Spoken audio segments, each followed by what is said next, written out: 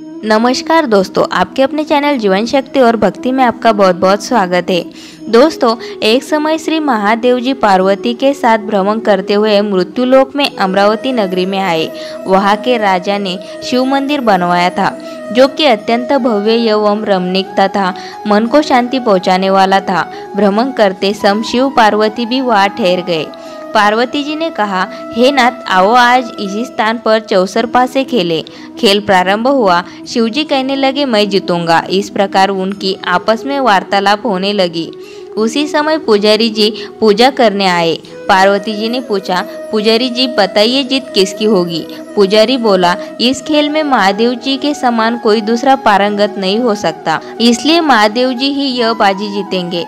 परंतु हुआ उल्टा, जीत पार्वती जी की हुई। अतः पार्वती जी ने पुजारी को कोढ़ी होने का श्राप दे दिया कि तूने मिथ्या भाषण किया है। अब तो पुजारी कोढ़ी हो गया।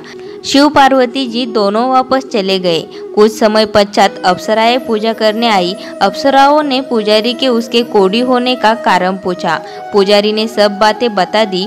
अप्सराएं कहने लगी, पुजारी जी, आप 16 सोमवार का व्रत करें तो शिवजी प्रसन्न होकर आपका संकट दूर करेंगे। पुजारी जी ने अप्सराओं से व्रत की विधि पूछी। अप्सराओं ने व्रत करने और व्रत के उद्यापन करने की संपूर्ण विधि बता दी। पुजारी ने विधि पूर्वक श्रद्धा भाव से व्रत प्रारंभ किया और अंत में व्रत का उद्यापन भी किया। व्रत के प्रभाव से पुजारी जी रोग मुक्त हो गए।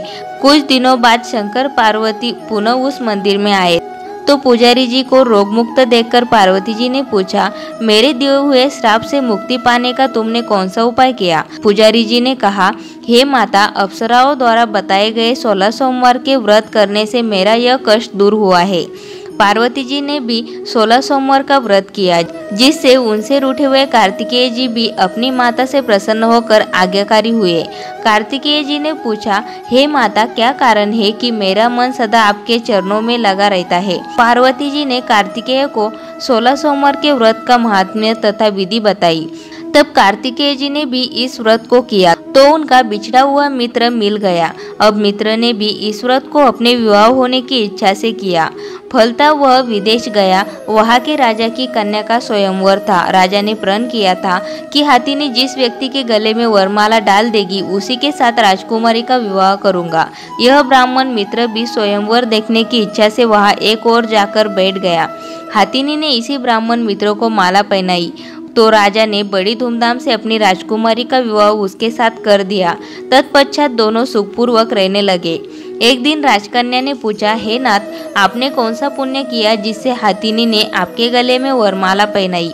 ब्राह्मण पति ने कहा, मैंने कार्तिकेय जी द्वारा बताए अनुसार 16 सोमवार का व्रत पूर्ण विधि विधान सहित श्रद्धा भक्ति से किया, जिसके फल के कारण मुझे तुम्हारे जैसी सौभाग्यशाली पत्नी मिली। अब तो राजकन्या ने भी सत्य पुत्र प्राप्ति के लिए व्रत किया और सर्वगुण संपन्न पुत्र प्राप्त किया।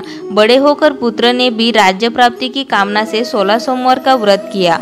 राजा के देवलोक होने पर इसी ब्राह्मण कुमार को राजगद्दी मिली। फिर भी वह इस व्रत को करता रहा। एक दिन उसने अपनी पत्नी से पूजा सामग्री शिवालय ले चलने के लिए कहा, परंतु उसने पूजा सामग्री अपनी दासियों द्वारा भिजवा दी। जब राजा ने पूजन समाप्त किया तो आकाशवाणी हुई कि हे राजा, तुम इस पत्नी को त्याग दो, नहीं तो राजपाट से हाथ धोना पड़ेगा।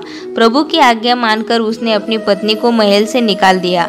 तब वह अपने भाग्य को कोसती हुई एक बुढ़िया के पास गई और अपना दुखड़ा सुनाया तथा बुढ़िया को बताया, मैं पूजन सामग्री राजा के कहे अनुसार शिवालय में नहीं ले गई और राजा ने मुझे निकाल दिया।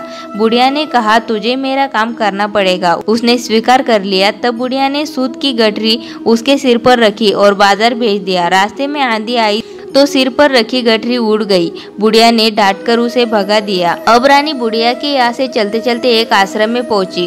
गुसाई जी उसे देखते ही समझ गए कि यह उच्च घराने की अबला विपत्ति की मारी है। वे उसे धैर्य बंधाते हुए बोले, बेटी, तू मेरे आश्रम में रह, किसी प्रकार की चिंता मत कर। रानी आश्रम में रहने लगी, परंतु जिस वस्तु को वह हाथ लगाती वह वस्तु खराब हो जाती। यह देखकर गुसाई जी ने पूछा, बेटी, किस देव के अपराध से ऐसा होता है?